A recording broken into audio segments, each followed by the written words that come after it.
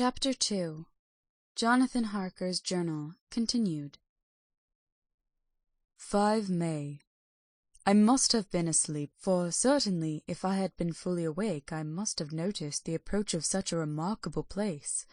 In the gloom of the courtyard it looked of considerable size, and as several dark ways led from it under great round arches, it perhaps seemed bigger than it really was.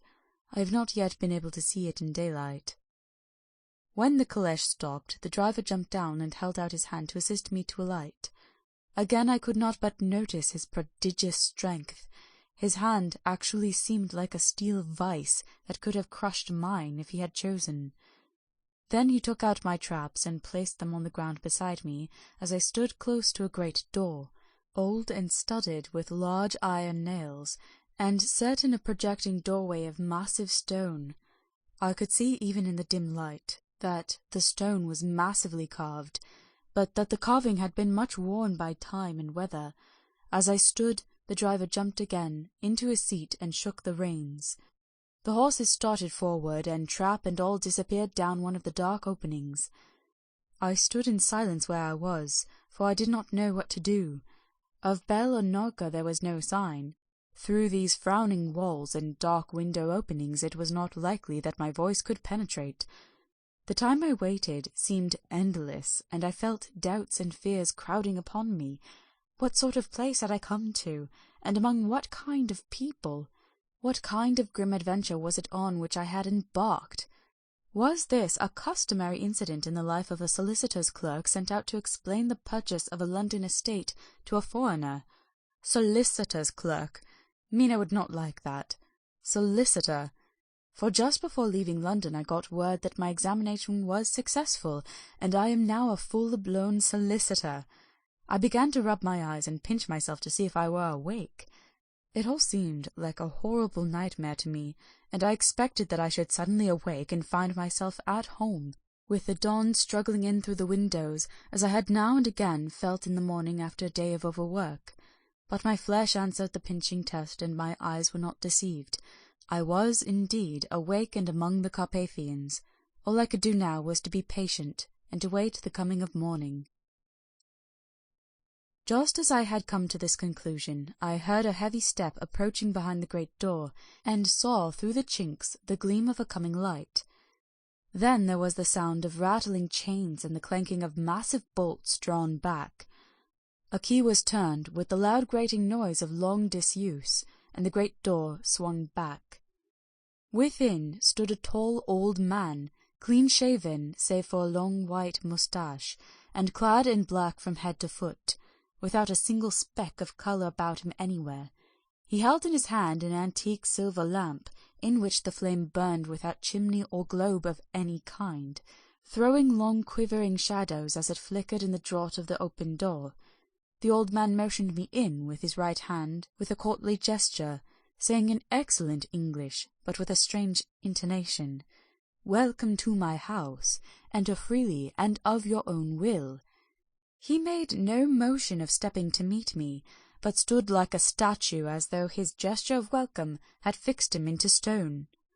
The instant, however, I had stepped over the threshold, he moved impulsively forward, and holding out his hand, grasped mine with a strength which made me wince, an effect which was not lessened by the fact that it had seemed as cold as ice, more like the hand of a dead man than a living man.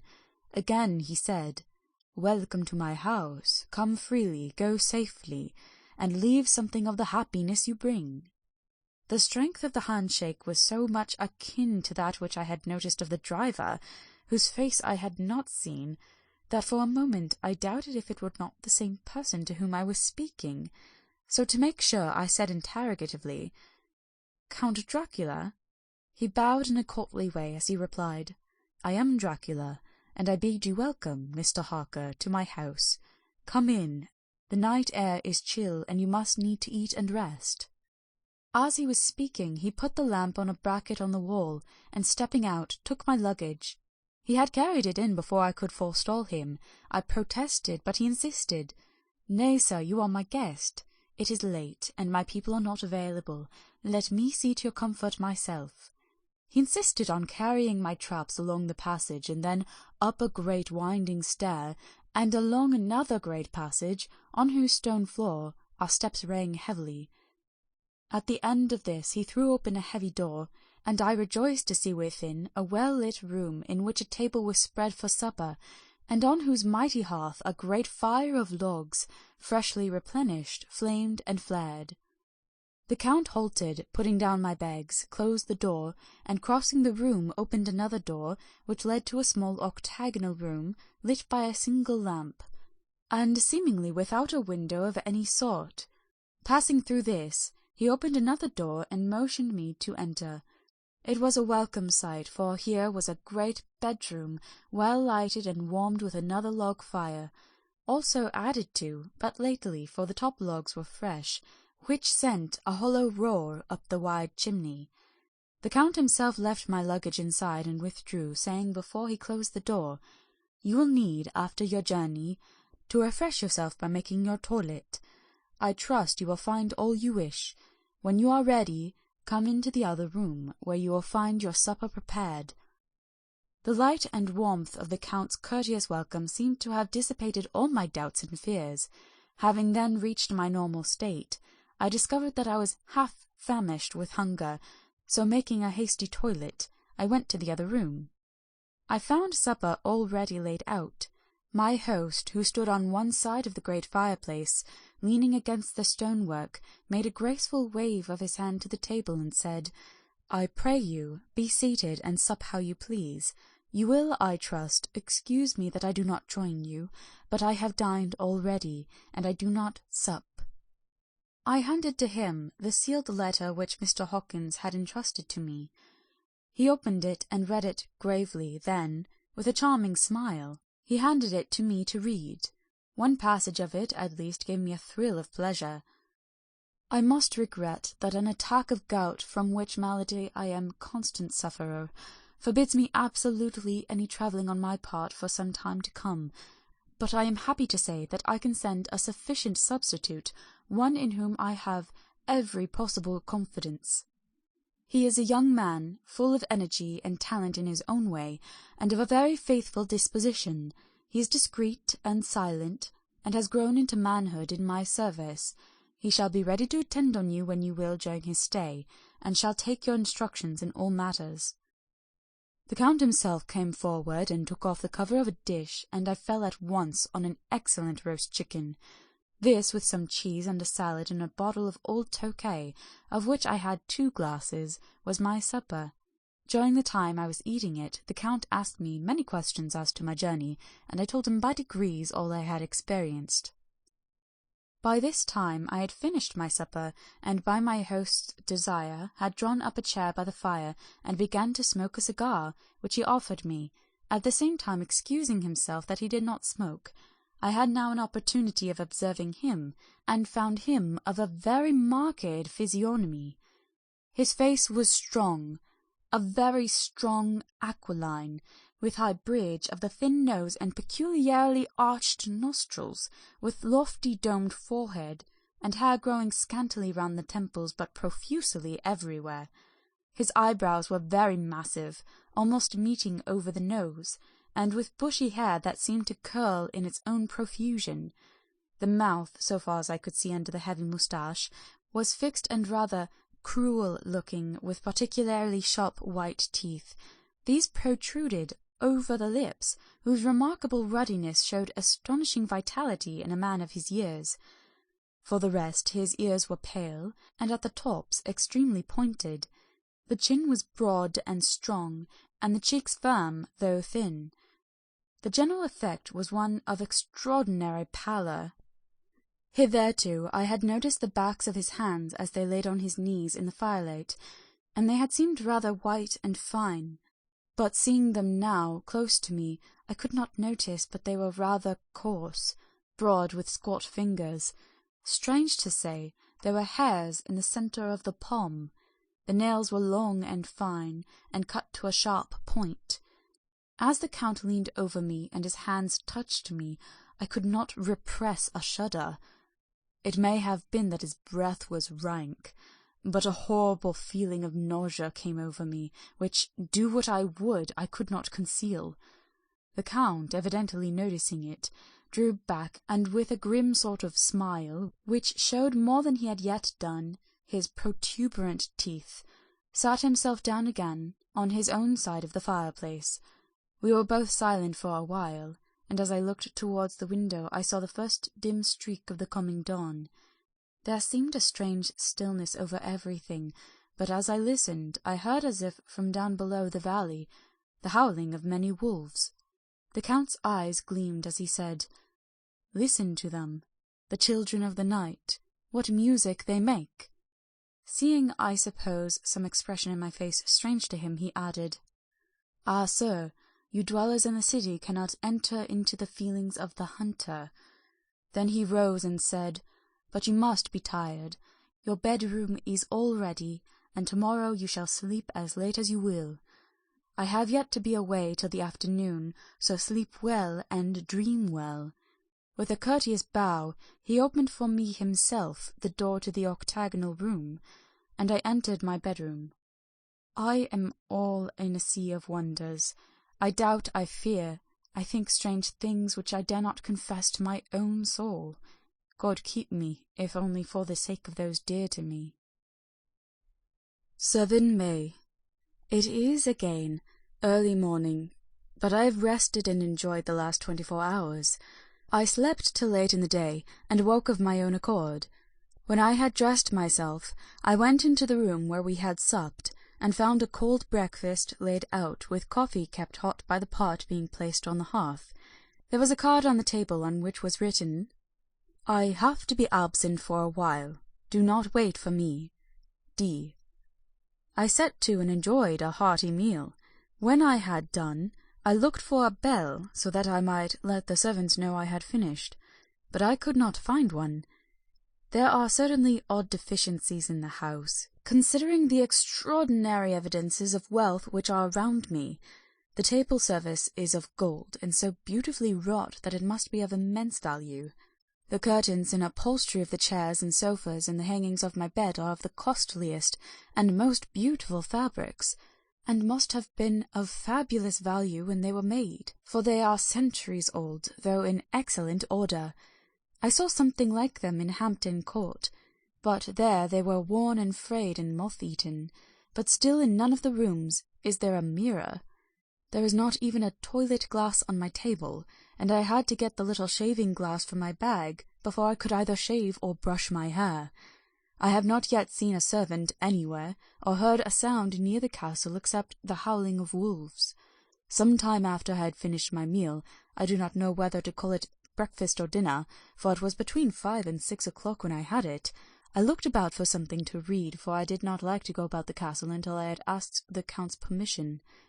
There was absolutely nothing in the room, book, newspaper, or even writing materials, so I opened another door in the room and found a sort of library.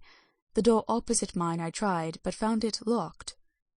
In the library I found, to my great delight, a vast number of English books, whole shelves full of them, and bound volumes of magazines and newspapers. A table in the centre was littered with English magazines and newspapers, though none of them were of very recent date. The books were of the most varied kind: history, geography, politics, political economy, botany, geology, law, all relating to England and English life and customs and manners. There were even such books of reference as the London Directory, the Red and Blue Books, Whitaker's Almanac, the Army and Navy Lists, and, it somehow gladdened my heart to see it, the Law List. Whilst I was looking at the books, the door opened, and the Count entered. He saluted me in a hearty way, and hoped that I had had a good night's rest. Then he went on, "I am glad you found your way in here, for I am sure there is much that will interest you. These companions," he had laid his hand on some of the books, "have been good friends to me, and for some years past, ever since I had the idea of going to London, have given me many, many hours of pleasure. Through them I have come to know your great England, and to know her is to love her. I long to go through the crowded streets of your mighty London, to be in the midst of the whirl and rush of humanity, to share its life, its change, its death, and all that makes it what it is. But alas, as yet I only know your tongue through books. To you, my friend, I look that I know it to speak. But, Count, I said, you know and speak English thoroughly. He bowed gravely. I thank you, my friend, for all your too flattering estimate, but yet I fear that I am but a little way on the road I would travel. True, I know the grammar and the words, but yet I know not how to speak them. Indeed, I said, you speak excellently. Not so, he answered. Well, I know that, did I move and speak in your England, none there are who would not know me for a stranger. That is not enough for me. Here I am noble, I am boyar. The common people know me, I am master. But a stranger in a strange land, he is no one. Men know him not, and to know not is to care not for. I am content if I am like the rest, so that no man stops if he see me, or pause in his speaking if he hear my words. Ha ha, stranger! I have been so long master that I would be master still, or at least that none other should be master of me. You come to me not alone as agent of my friend, Peter Hawkins of Exeter, to tell me all about my new estate in London. You shall, I trust, rest here with me a while, so that by our talking I may learn the English intonation, and I would that you tell me when I make error, even of the smallest, in my speaking. I am sorry that I had to be away so long to-day, but you will, I know, forgive one who has so many important affairs in hand. Of course I said all I could about being willing, and asked if I might come into that room when I chose. He answered, yes, certainly, and added, you may go anywhere you wish in the castle, except where the doors are locked, where of course you will not wish to go. There is reason that all things are as they are, and did you see with my eyes and know with my knowledge, you would perhaps better understand. I said I was sure of this, and then he went on. We are in Transylvania, and Transylvania is not England. Our ways are not your ways, and there shall be to you many strange things. Nay, from what you have told me of your experiences already, you know something of what strange things there may be. This led to much conversation, and as it was evident that he wanted to talk, if only for talking's sake, I asked him many questions regarding things that had already happened to me, or come within my notice. Sometimes he sheered off the subject, or turned the conversation by pretending not to understand, but generally he answered all I asked most frankly. Then, as time went on, and I had got somewhat bolder, I asked him of some of the strange things of the preceding night, as, for instance, why the coachman went to the places where he had seen the blue flames. He then explained to me that it was commonly believed that on a certain night of the year, last night in fact, when all evil spirits are supposed to have unchecked sway, a blue flame is seen over any place where treasure has been concealed. That treasure has been hidden, he went on, in the region through which you came last night. There can be but little doubt, for it was the ground fought over for centuries by the Wallachian, the Saxon, and the Turk. Why, there is hardly a foot of soil in all this region that has not been enriched by the blood of men, patriots or invaders. In old days there were stirring times when the Austrian and Hungarian came up in hordes, and patriots went out to meet them, men and women, the aged and children too, and waited the coming on the rocks above the passes, that they might sweep destruction on them with their artificial avalanches. When the invader was triumphant, he found but little, for whatever there was had been sheltered in the friendly soil. But how, said I, can it have remained so long undiscovered, when there is a sure index to it if men will but take the trouble to look? The Count smiled, and his lips ran back over his gums. The long, sharp canine teeth showed out strangely. He answered, because your peasant is at heart a coward and a fool. Those flames only appear one night, and on that night no man of this land will, if he can help it, stir without his doors. And, dear sir, even if he did, he would not know what to do. Why, even the peasant that you tell me of who marked the place of flame would not know where to look in daylight even for his own work.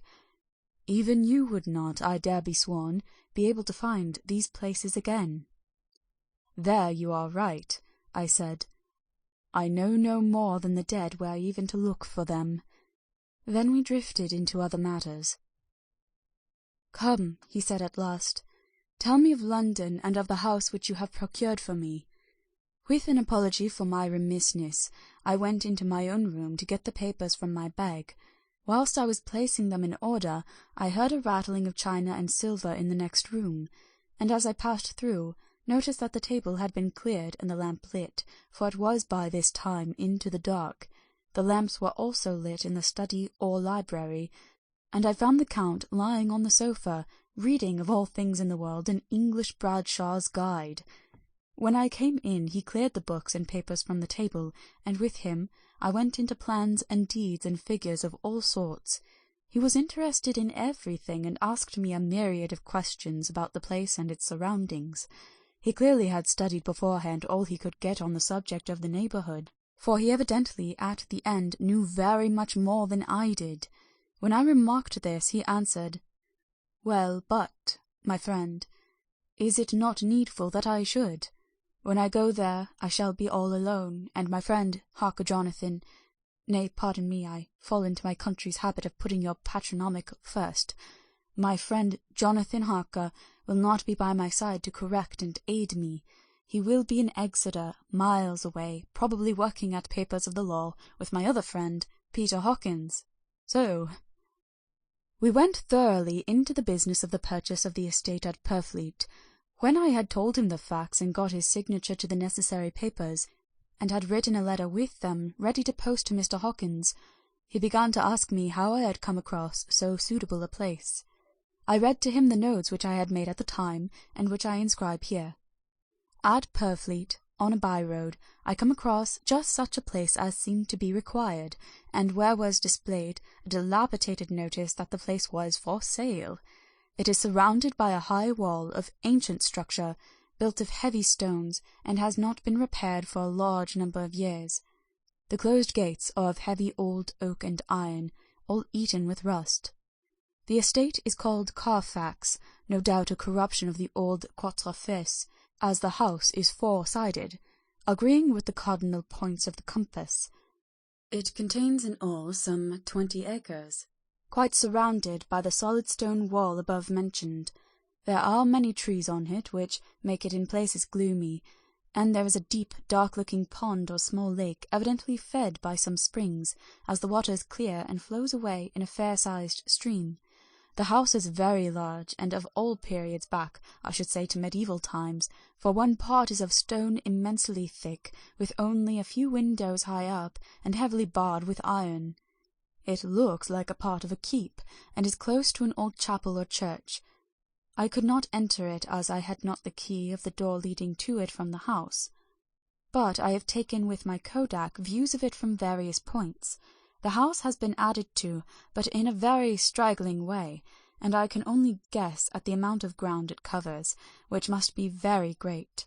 There are but few houses close at hand, one being a very large house only recently added to and formed into a private lunatic asylum. It is not, however, visible from the grounds. When I had finished, he said, "I am glad that it is old and big. I myself am of an old family, and to live in a new house would kill me. A house cannot be made habitable in a day, and after all, how few days go to make up a century. I rejoice also that there is a chapel of old times. We Transylvanian nobles love not to think that our bones may lie amongst the common dead. I seek not gaiety nor mirth, not the bright voluptuousness of much sunshine and sparkling waters which please the young and gay. I am no longer young, and my heart, through weary years of mourning over the dead, is not attuned to mirth. Moreover, the walls of my castle are broken, the shadows are many, and the wind breathes cold through the broken battlements and castlements. I love the shade and the shadow, and would be alone with my thoughts when I may." Somehow his words and his look did not seem to accord, or else it was that his cast of face made his smile look malignant and saturnine. Presently, with an excuse, he left me, asking me to put all my papers together. He was some little time away, and I began to look at some of the books around me. One was an atlas which I found opened naturally at England, as if that map had been much used. On looking at it I found in certain places little rings marked, and on examining these I noticed that one was near London on the east side, manifestly where his new estate was situated. The other two were Exeter and Whitby on the Yorkshire coast. It was the better part of an hour when the Count returned. "Aha!" he said, "still at your books? Good. But you must not work always. Come, I am informed that your supper is ready." He took my arm, and we went into the next room, where I found an excellent supper ready on the table. The Count again excused himself, as he had dined out on his being away from home, but he sat as on the previous night, and chatted whilst I ate. After supper I smoked, as on the last evening, and the Count stayed with me, chatting and asking questions on every conceivable subject, hour after hour. I felt that it was getting very late indeed, but I did not say anything, for I felt under obligation to meet my host's wishes in every way. I was not sleepy, as the long sleep yesterday had fortified me, but I could not help experiencing that chill which comes over one at the coming of dawn, which is like, in its way, the turn of the tide. They say that people who are near death die generally at the change of the dawn, or at the turn of the tide. Anyone who has, when tired, and tied as it were to his post, experienced this change in the atmosphere, can well believe it. All at once we heard the crow of a cock coming up with preternatural shrillness through the clear morning air. Count Dracula, jumping to his feet, said, "Why, there is the morning again! How remiss am I to let you stay up so long!